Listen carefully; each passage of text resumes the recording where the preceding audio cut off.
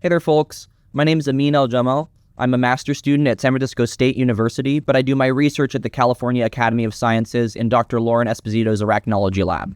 And I'm so excited to be sharing some of my research with you today. For the last few years, the Arachnology Lab has been collaborating with scientists around the world on a National Science Foundation-funded project focused on a group of little brown spiders commonly known as mesh web weavers. These spiders are found all over the world and seem to have a knack for adapting to extreme and unusual environments such as Death Valley, Siberia, arid salt flats, and rocky intertidal areas. One species, Argyroneta aquatica, actually lives and hunts under the surface of freshwater ponds. Part of our work has been the splitting of the traditional mesh web weavers of the family Dictinidae into three separate families, the Lithiidae, Argyronetidae, and the revised Dictinidae, each defined by their own distinct set of physical characteristics.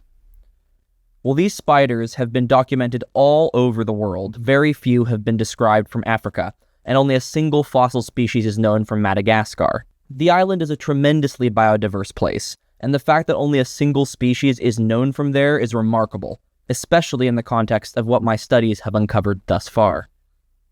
For the past year, I've spent the majority of my time looking through the Cal Academy Madagascar Biodiversity Center's unsorted spider collection, describing new species from a plethora of specimens that have never been looked at by arachnologists. As you can see, we're looking at quite the spider cornucopia, with at least 20 new species and 3 genera so far. I still have quite a lot of work to do to test these hypotheses, including photography and detailed illustration of diagnostic characters that will allow us to tell each species apart.